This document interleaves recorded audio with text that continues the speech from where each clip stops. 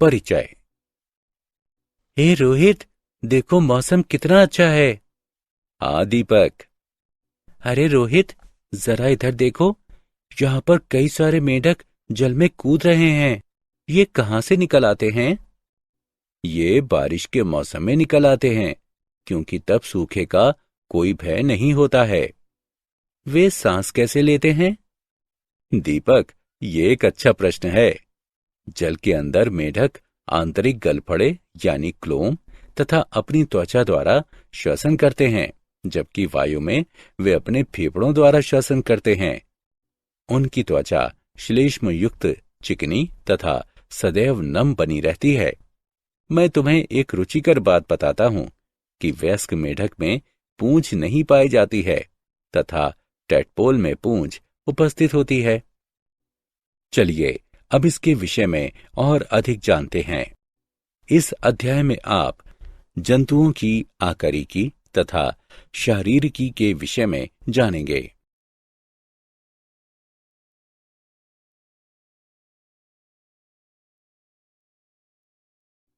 केंचुआ। केंचुआ यानी फेरेटिमा पोस्थुमा एनेलिडा संघ का प्राणी होता है। निम्न कारणों की वजह से इसका प्रयोग किस्म के अध्ययन के लिए किया जाता है। आर्कटिक तथा अंटार्कटिक क्षेत्रों को छोड़कर यह पूरे विश्व में पाया जाता है। ये आसानी से उपलब्ध हो जाता है। ये अहानिकारक होता है। अध्ययन के लिए इसका आकार सुविधाजनक होता है। इसकी आकारिकी का भली भांति अध्ययन हो चुका है।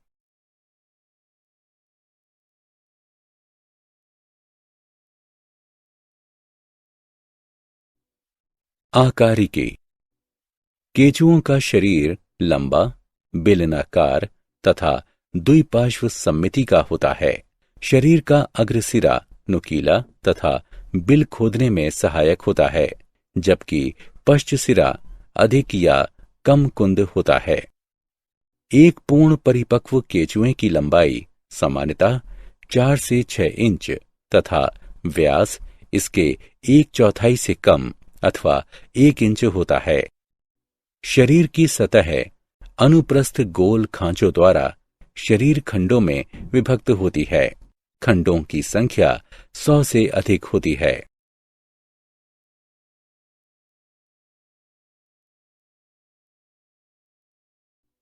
प्रोमुख यानी प्रोस्टोमियम तथा परितुंड यानी पेरिस्टोमियम। केंचुए का सर पृथक नहीं होता है। अग्रसिरे पर एक शंकु रूपी मांसल पाली पाई जाती है, जिसे प्रोमुख कहते हैं, जो मुख को ढकती है। शरीर का पहला खंड परितुंड पेरिस्टोमियम या मुख खंड होता है, जिसमें मुख उपस्थित होता है। पुरोमुख संवेदी होता है, जिसकी सहायता से केंचुआ प्रकाश तथा अंधेरे में अंतर ज्ञात कर सकता है। पर्याणिक यानी क्लाइटेलम। वयस्क कृमि में मोटी तथा ग्रंथिल त्वचा का एक मुख्य बैंड पर्याणिक यानी क्लाइटेम पाया जाता है, जो कि शरीर के 14वें, 15वें तथा 16वें खंड में स्थित होता है। शूक। प्रथम तथा अंतिम खंड के अलावा प्रत्येक खंड में छोटे उपत्वचीय शूक स्थित होते हैं। ये कुछ घुमावदार या एस आकार की आकृति वाली संरचनाएं होती हैं, जिनके सिरे यानी किनारे शुंडाकार होते हैं तथा ये सींग सदृश पदार्थ काइटिन से मिलकर बने होते हैं।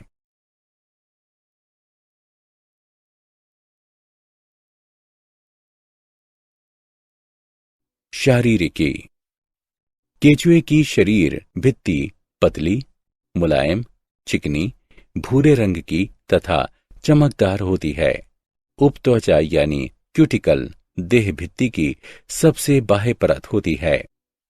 उपत्वचा यानी क्यूटिकल के नीचे कोशिकाओं की एक एकल परत पाई जाती है, जिसे बाह्य त्वचीय यानी एपिडर्मल कोशिकाएं कहते हैं। पर्याणिक यानी क्लाइटेलम के क्षेत्र में उपस्थित बाह्य त्वचा अत्यधिक मोटी तथा अति संवहनी यानी विशिष्ट होती है। पर्याणिक ग्रंथियां एल्बुमिन अंडे की सफेदी का स्रावण करती हैं, जो कि कोकून के निर्माण में भाग लेता है।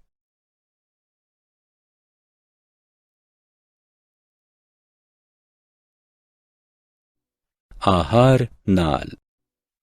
केचुए की आहार नाल एक सीधी नलिका के रूप में स्थित होती है।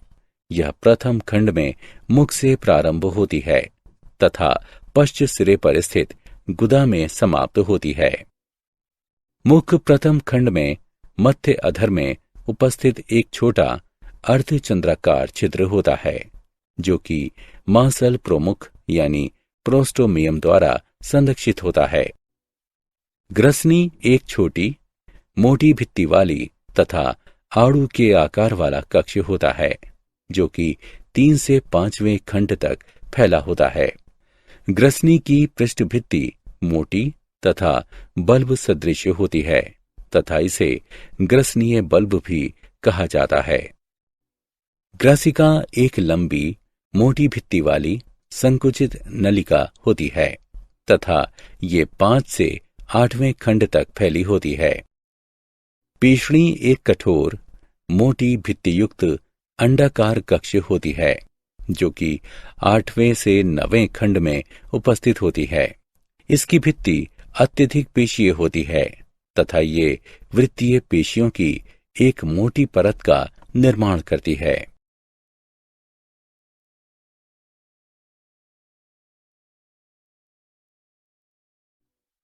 पेशणी एक लंबे नलिकादार अमाशय में समाप्त हो जाती है, जो कि 10 से 14 खंड तक फैली होती है। इसकी दीवारें अत्यधिक पेशीय तथा ग्रंथिल होती हैं तथा इसमें आंतरिक रूप से कई वलय पाए जाते हैं। आंत्र। आंत्र पतली भित्ति झुर्री युक्त बाह्य सतह वाली चौड़ी नलिका होती है, जो कि 14वें खंड के पश्चात प्रारंभ होती है। आंतरिक अस्तर में छोटे वलय पाए जाते हैं, जिन्हें अंकुर कहते हैं। ये एक अंकुर लंबा तथा सुविकसित हो जाता है तथा आंत्रवलन बनाता है, जो कि आंत्र की पृष्ठ दीवार से इसके ल्यूमेन में लटकी होती है। 15 से 26वें खंडों में स्थित आंत्र के भाग को पूर्व आंत्रवलिनी क्षेत्र कहते हैं। इसकी दीवारें संवहनी होती हैं तथा आंतरिक रूप से मुड़कर अंकुर का निर्माण करती हैं। इस भाग में कोई भी आंत्रवलन नहीं पाया जाता है। आंत्र का आंत्रवलन क्षेत्र 26वें खंड से शुरू होता है तथा लगभग 23-24 खंडों में फैला होता है। मलाशय अंत के 24 तथा 25वें खंड में स्थित होता है तथा इसमें आंत्रवलन तथा अंकुर नहीं पाए जाते हैं।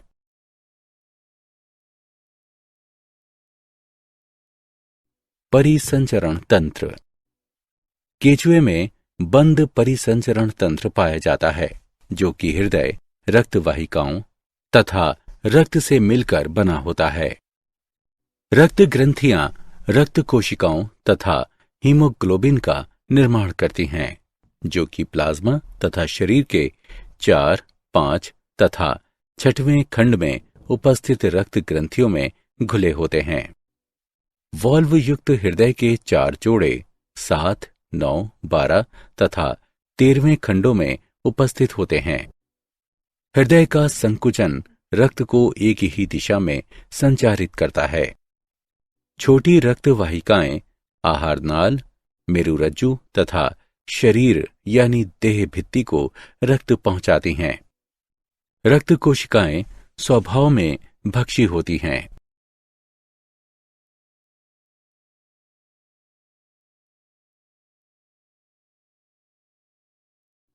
श्वसन तंत्र। इनमें केचुओं में कोई भी विशेषीकृत श्वसन तंत्र नहीं पाया जाता है। श्वसन गैसों का विनिमय त्वचा की नमी में घुलनशील तथा शरीर भित्ति के अंतर्निहित रक्त वाहिकाओं की गैसों के मध्य होता है। ये त्वचीय श्वसन कहलाता है।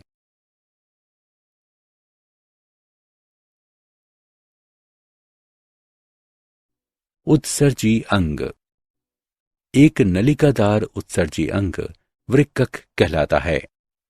ये 3 प्रकार के होते हैं: पटीय वृक्कक, अध्यावरणी वृक्कक तथा ग्रसनीय वृक्कक। पटीय वृक्कक ये फेरेटिमा के सबसे लंबे वृक्कक हैं। पटीय वृक्कक 15वें खंड के पीछे अंतरखंडीय पटों के दोनों ओर पाए जाते हैं। विशेष प्रकार का पटीय वृक्कक 3 मुख्य भागों से युक्त होता है: नेफ्रोस्टोम, शरीर तथा अंतस्थ धमनी यानी वाहिनी। अध्यावरणी वृक्कक ये वृक्कक प्रथम 2 खंडों को छोड़कर शरीर भित्ति के पूरे आंतरिक स्तर पर प्रत्येक खंड में फैले होते हैं। ग्रसनीय वृक्कक ये 4, 5 तथा 6वें खंड में ग्रसनी तथा ग्रसिका के किसी ओर पर युग्मित गुच्छों के रूप में पाए जाते हैं। प्रत्येक गुच्छे में नेफ्रोस्टोम रहित 100 से भी अधिक कुंडलित शाखीय नलिकाएं पाई जाती हैं।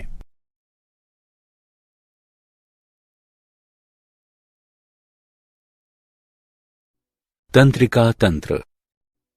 अधिग्रसनीय या प्रमस्तिष्क गुच्छिका का एक जोड़ा संलयित होकर मस्तिष्क का निर्माण करते हैं, जो कि तीसरे खंड के अग्र तथा पृष्ठभाग में स्थित होता है।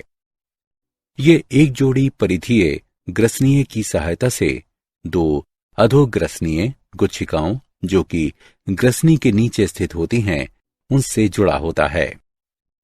एक दोहरा अधर मेरुरज्जु अंतिम खंड तक फैला होता है। गुच्छिकाएं मेरुरज्जु पर खंड के रूप में व्यवस्थित होती हैं।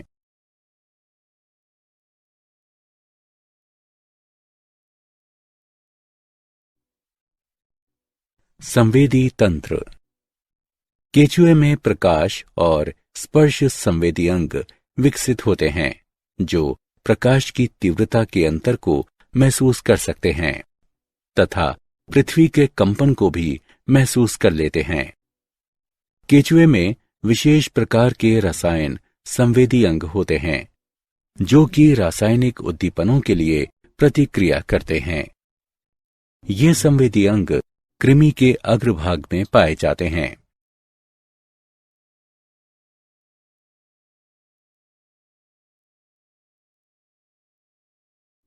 जनन तंत्र। केचुए उभयलिंगी होते हैं, अर्थात एक ही प्राणी में वृषण यानी नर एवं अंडाशय यानी मादा दोनों जनन अंग मिलते हैं। इनमें 10वें व 11वें खंड में 2 जोड़ी वृषण उपस्थित होते हैं। प्रत्येक खंड में एक जोड़ा उपस्थित होता है। प्रत्येक वृषण कोश में बंद होता है। प्रत्येक वृषण कोश शुक्राणुय कीप में खुलता है, जो कि लंबी शुक्रवाहिका में खुलती है। 17वें से लेकर 20वें खंड तक प्रोस्टेट ग्रंथि का जोड़ा आंत्र के दोनों तरफ उपस्थित होता है। सहायक ग्रंथियों के 2 जोड़े पाए जाते हैं। 17वें तथा 19वें खंड में प्रत्येक में एक जोड़ा पाया जाता है। संयुक्त प्रोस्टेट और शुक्राणु वाहिनी 18वें खंड के अधर पार्श्व में एक जोड़ा नर जनन छिद्र द्वारा बाहर खुलती है। साथ ही 6 से 9वें खंड तक प्रत्येक खंड में एक छोटे थैलेनुमा संरचनाएं 4 जोड़े शुक्राणु धानियां पाई जाती हैं। मैथुन के दौरान केचुए का एक जोड़ा शुक्राणुओं का आदान प्रदान करता है, जब तक कि शुक्राणु अंडाणु तक संवहित नहीं हो जाता, तब तक वो कोशों में संग्रहित होता है, जिन्हें शुक्रग्राहिका कहते हैं। कुछ प्रजातियों में ये बाह्य होता है। केचुआ एक कोकून को स्रावित करता है, जिसमें वो अपने अंडों को जमा करता है तथा उसका साथी शुक्राणु को संग्रहित करता है। शिशु कृमि लगभग पूर्ण विकसित किंतु बहुत छोटे रूप में कोकून से बाहर निकल आते हैं। लगभग 1 वर्ष में वे शिशु कृमि यानी केचुए पूर्ण आकार में विकसित हो पाते हैं।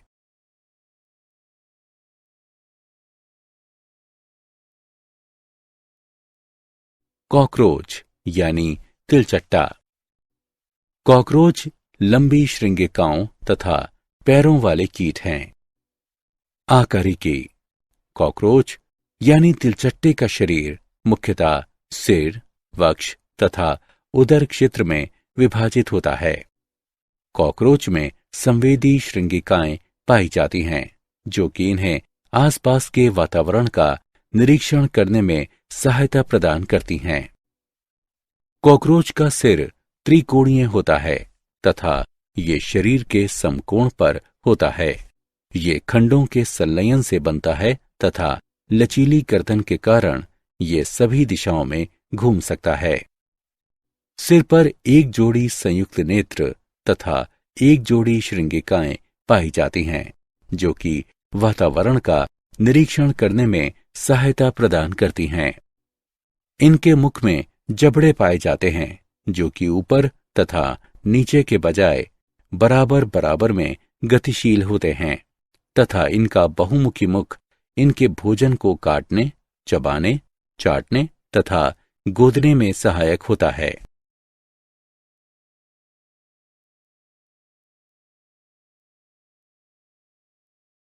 आकारिकी।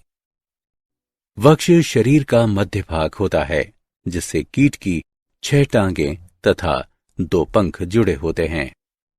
प्रत्येक टांग में उपस्थित 2 पंजे तथा उन पर उपस्थित बाल कॉकरोच को पकड़ने तथा दीवार पर आसानी से चढ़ने में सक्षम बनाते हैं। कॉकरोच की टांगें बहुत मजबूत होती हैं तथा वो लगभग 4.8 किलोमीटर प्रति घंटे की दूरी तक तय कर सकते हैं। वक्ष मुख्यतः 3 भागों में बटा होता है: अग्रवक्ष, मध्यवक्ष तथा पश्चवक्ष। अग्रवक्षीय टांगें कॉकरोच के सिर के पास होती हैं। ये सबसे छोटी टांगें होती हैं तथा कॉकरोच को गमन करने के समय ये अवरोधक की भांति कार्य करती हैं। अग्रवक्ष का कुछ भाग कॉकरोच के सिर को भी ढकता है। मध्य टांगें मध्यवक्षीय टांगें होती हैं। ये टांगें कॉकरोच को गति बढ़ाने तथा कम करने में सहायता प्रदान करती हैं।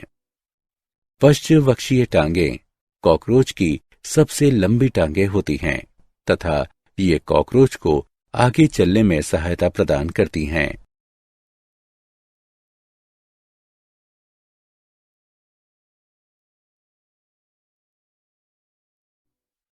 उदर।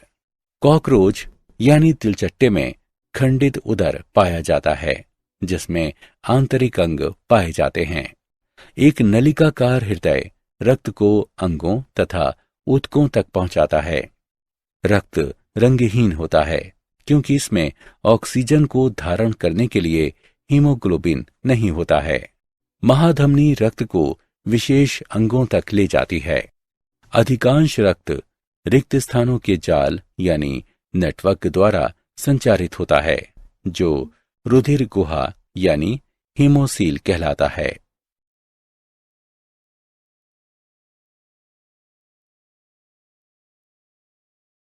शारीरिकी। आहार नाल। आहार नाल 3 भागों में विभक्त होती है: अग्रांत्र, मध्यांत्र तथा पश्चांत्र। मुख एक छोटी पेशीय ग्रसनी में खुलता है, जिससे एक सीधी और संकरी नली ग्रसिका निकलती है। ग्रसिका एक भित्ति सदृश कोश में खुलती है, जिसे शस्थ यानी अन्नपुट कहते हैं, जो कि भोजन का संचय करता है। इसके पास में ही ग्रंथिल जठर अथवा पीषणी उपस्थित होती है। इसमें बाहर एक मोटा वर्तुल पेशी स्तर होता है तथा स्तर की उपत्वचा 6 स्थानों पर मोटी होकर उपत्वचीय दांत बनाती है। ये दांत भोजन के मोटे कणों को पीसने में सहायक होते हैं। मध्यांत्र एक संकरी एवं समान व्यास की नलिका होती है, जिसमें उपत्वचा का आस्तर नहीं होता है। अग्रांत्र एवं मध्यांत्र के संधि स्थल पर अंगुली के समान 6 से 8 अंध नलिकाएं लगी रहती हैं, जिनके सिरे बंद रहते हैं। इनको यकृतीय या जठरीय अंधनाल कहते हैं।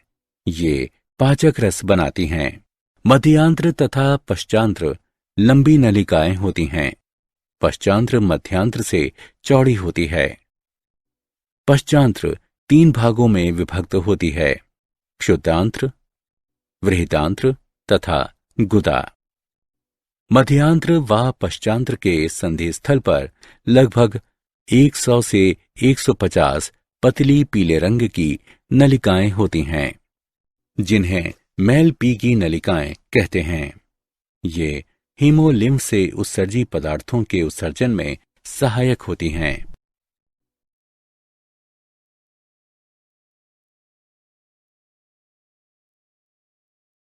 परिसंचरण तंत्र। तिलचट्टे में खुले प्रकार का परिसंचरण तंत्र होता है। इसकी रुधिर वाहिनियां अल्प विकसित होती हैं और रुधिर गुहा में खुलती हैं तथा उसी में सभी अंतरंग अंग डूबे रहते हैं, जिसे रुधिर लसिका कहते हैं। रुधिर लसिका हीमोलिम्फ रंगहीन प्लाज्मा व रुधिर राणुओं से बना होता है। हीमोलिम्फ रंगहीन प्लाज्मा तथा रुधिराणुओं यानी हीमोसाइट से मिलकर बना होता है, जो कि कॉकरोच के रक्त को सफेद रंग प्रदान करता है। कॉकरोच का हृदय वक्ष तथा अधर की मध्य पृष्ठीय रेखा के पास स्थित होता है। हृदय आगे चलकर कीपाकार कोष्ठकों में विभेदित होता है, जिसमें दोनों तरफ आस्य होते हैं।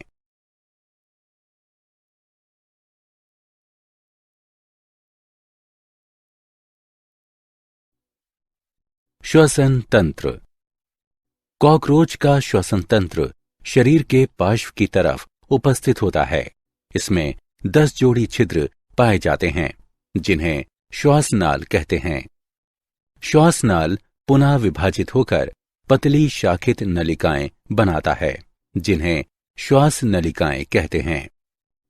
ये श्वास नलिकाएं वायु से ऑक्सीजन को ग्रहण करके शरीर के सभी भागों तक पहुंचाती हैं। विसरण विधि द्वारा श्वास नलिकाओं में गैसों का आदान प्रदान होता है।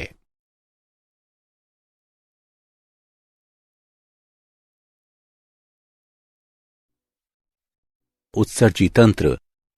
कॉकरोच में उत्सर्जन मैलपीगी नलिकाओं द्वारा होता है, जो कि आहार नाल में मध्यांत्र तथा पश्चांत्र के संयोजन पर उपस्थित होती हैं।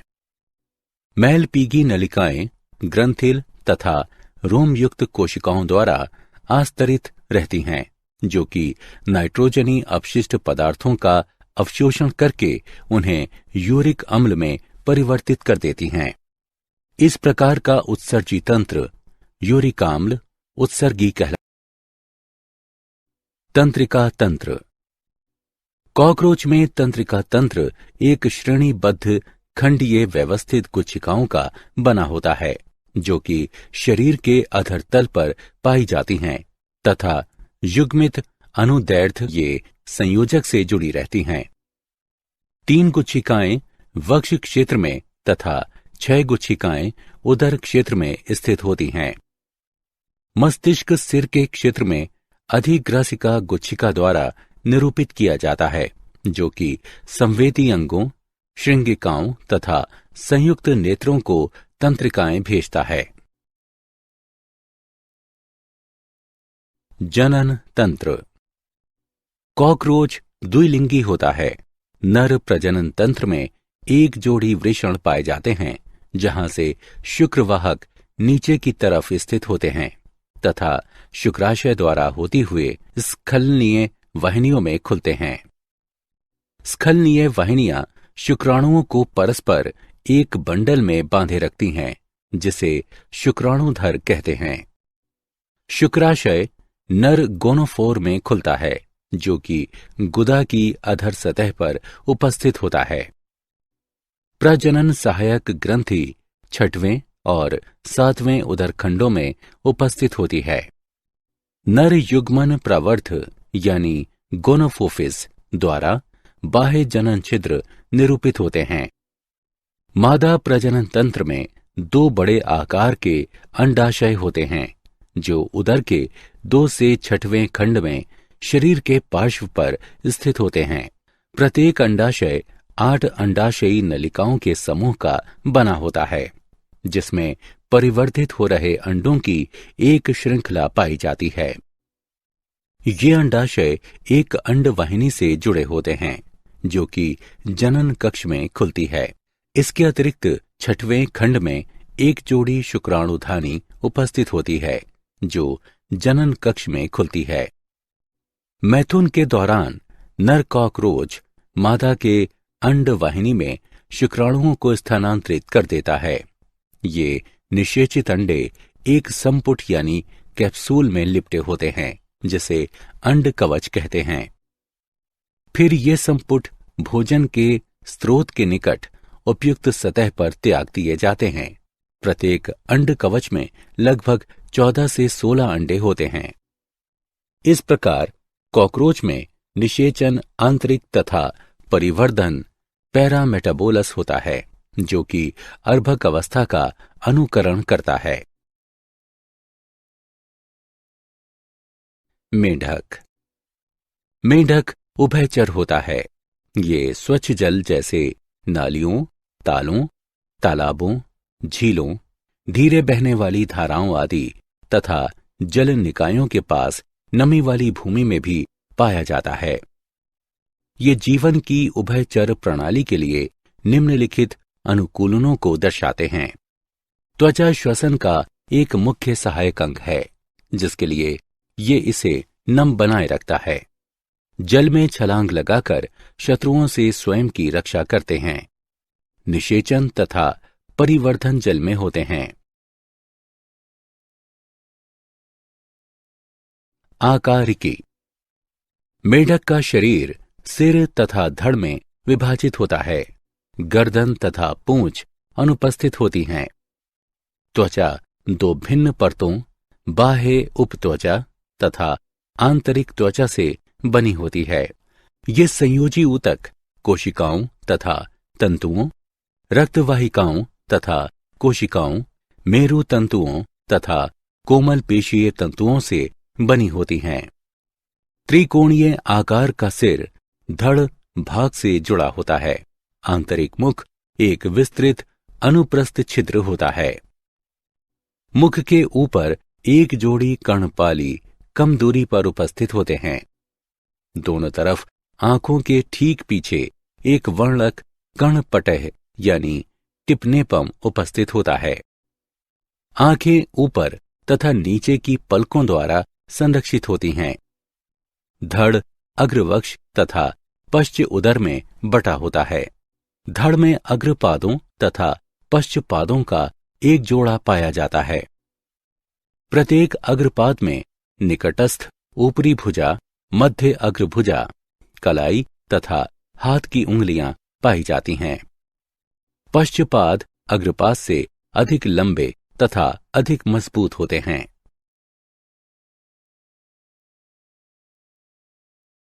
शारीरिकी। मेढक की आहार नाल निम्नलिखित भागों में विभक्त होती है। मुख तथा मुख ग्रसनीय गुहा। मेढक में मुख चौड़ा, दरार सदृश अर्धचंद्राकार द्वार होता है जो कि थूथन के सिरे पर स्थित होता है। ये टिम्पेनम की एक सतह से दूसरी सतह तक फैला हुआ है। मेढक में मुख गुहा तथा ग्रसनी परस्पर मिलकर मुख ग्रसनीय गुहा बनाती है। ग्रसनी मुख ग्रसनीय गुहा का पश्चभाग ग्रसनी को दर्शाता है। ये 2 द्वारों द्वारा छिद्रित होता है। भोजन नली के मध्य में चौड़ा तथा घुमावदार द्वार स्थित होता है। ये ग्रसिका में खुलता है। ग्रसिका ये एक चौड़ी तथा संकुचित नलिका है। गर्दन की अनुपस्थिति के कारण ये बहुत छोटी होती है तथा अमाशय तक फैली होती है।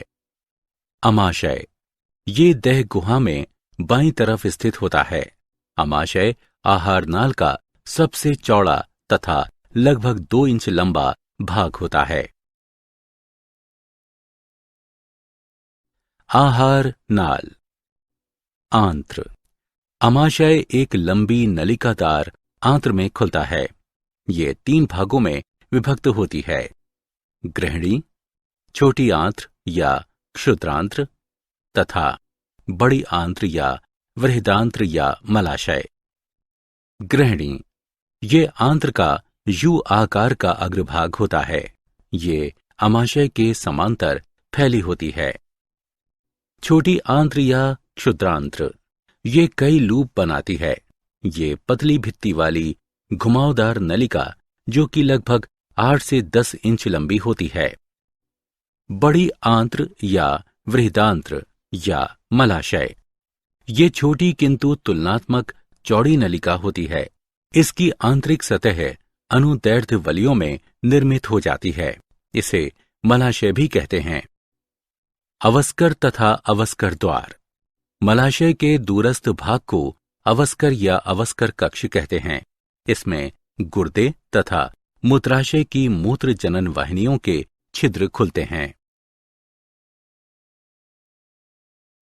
श्वसन तंत्र। भोजन के ऑक्सीकरण अथवा दहन द्वारा उत्पन्न ऊर्जा दैनिक उपापचयी क्रियाओं को करने के लिए आवश्यक होती है। इस प्रक्रिया के दौरान ऑक्सीजन उपभोग में आती है तथा कार्बन डाइऑक्साइड निष्कासित होती है। ऑक्सीजन को ग्रहण करने तथा कार्बन डाइऑक्साइड को त्यागने की प्रक्रिया सांस लेना कहलाती है तथा रासायनिक परिवर्तन जिनके द्वारा भोजन का ऑक्सीकरण तथा ऊष्मीय ऊर्जा की विमुक्ति होती है तथा कार्बन डाइऑक्साइड का निर्माण होता है, श्वसन कहलाती है।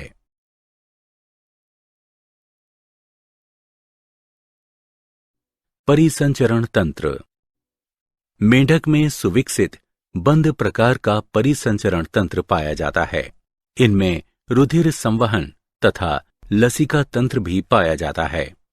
रुधिर संवहन तंत्र के अंतर्गत हृदय, रक्तवाहिकाएं तथा रक्त शामिल होते हैं। हृदय त्रिकक्षीय होता है तथा इसमें 2 अलिंद तथा 1 निलय होता है। हृदय एक झिल्ली में हृदय आवरण से ढका होता है।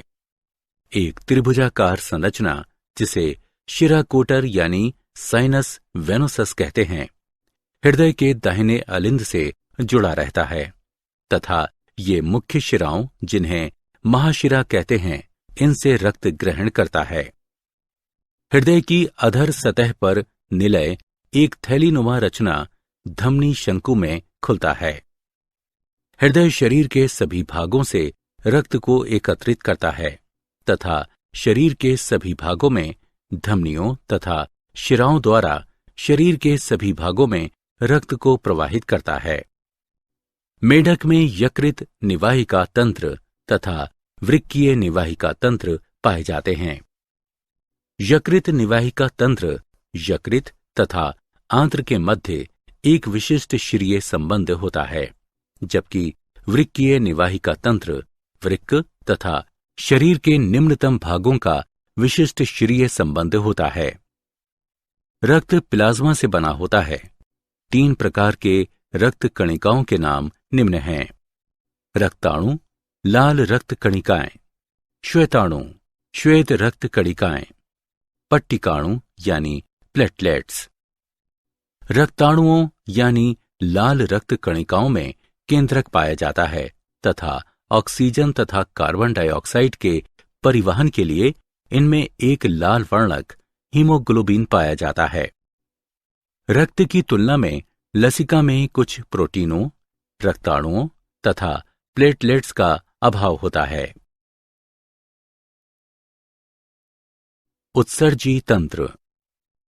उत्सर्जन उपापचय के परिणाम स्वरूप बनने वाले अपशिष्ट पदार्थों के उन्मूलन की वह प्रक्रिया है जिसमें हानिकारक उत्पाद शरीर से बाहर त्याग दिए जाते हैं। मेढक में वृक्क का एक जोड़ा मुख्य उत्सर्जी अंग होता है। वृक्क की सूक्ष्म संरचना कई लच्छेदार नलिकाओं की उपस्थिति को दर्शाती है, जिसे मूत्रजन नलिकाएं कहते हैं।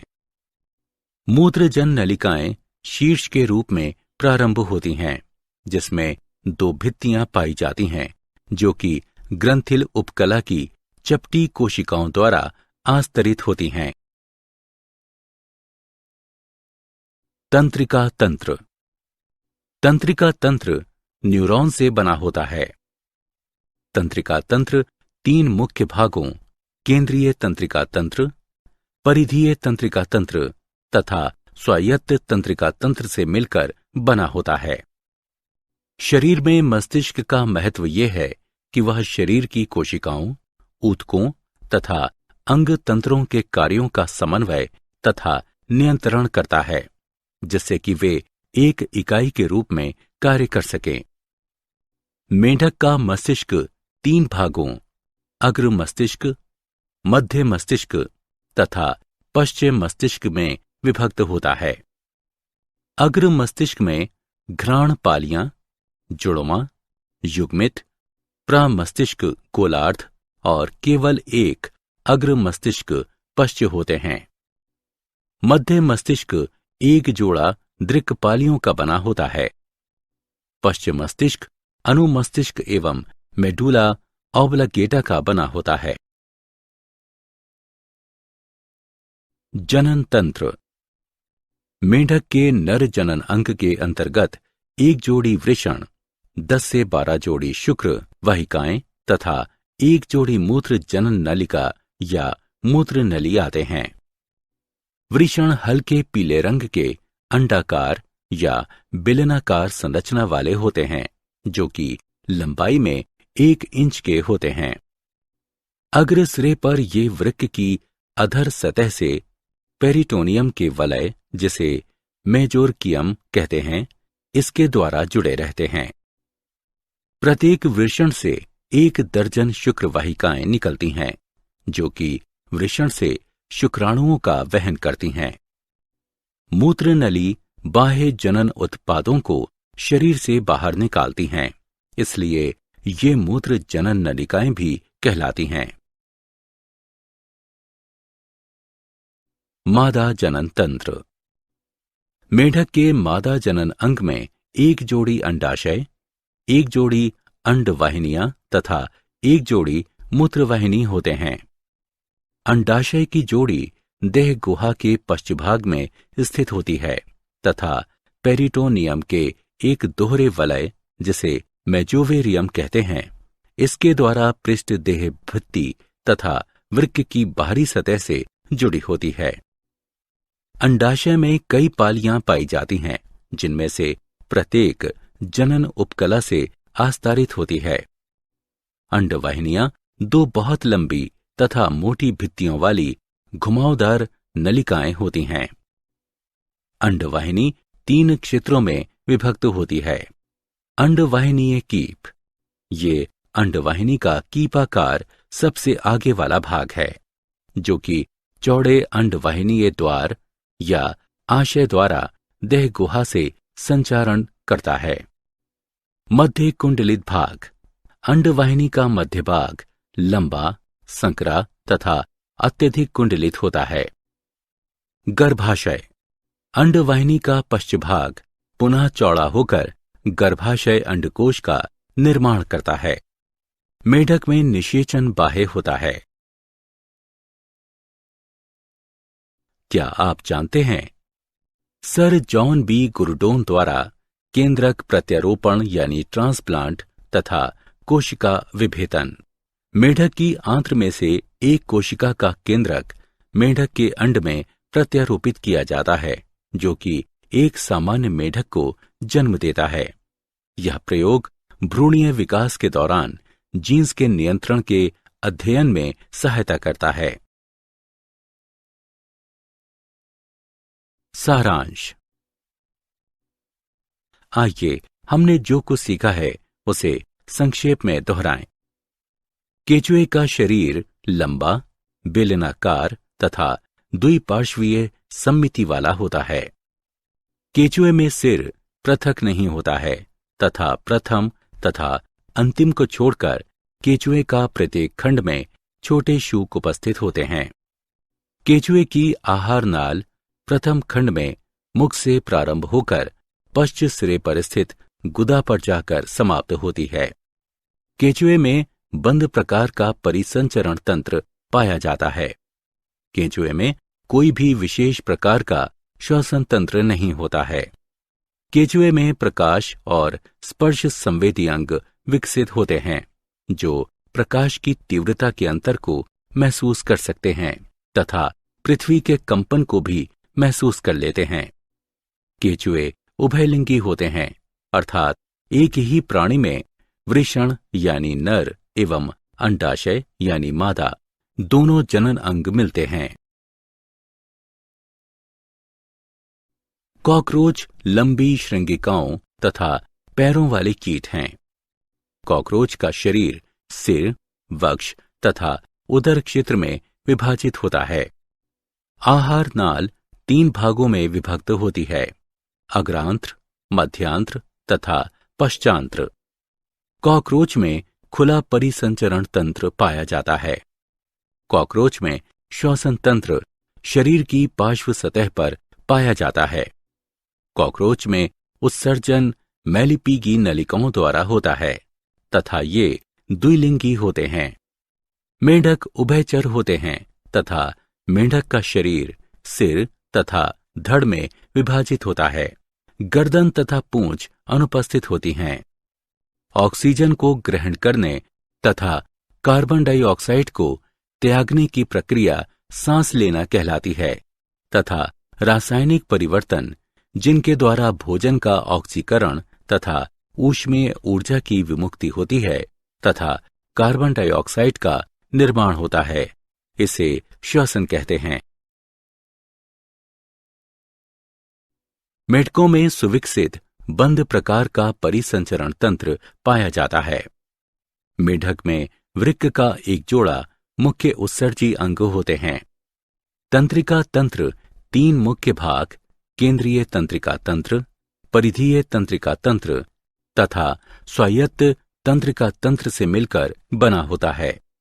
मेढक के नर जनन अंग के अंतर्गत 1 जोड़ी वृषण, 10 से 12 जोड़ी शुक्र वहिकाएं तथा 1 जोड़ी मूत्र जनन नलिका या मूत्र नली आते हैं। मेढक के मादा जनन अंग में 1 जोड़ी अंडाशय, 1 जोड़ी अंडवाहिनियां तथा 1 जोड़ी मूत्रवाहिनी होते हैं।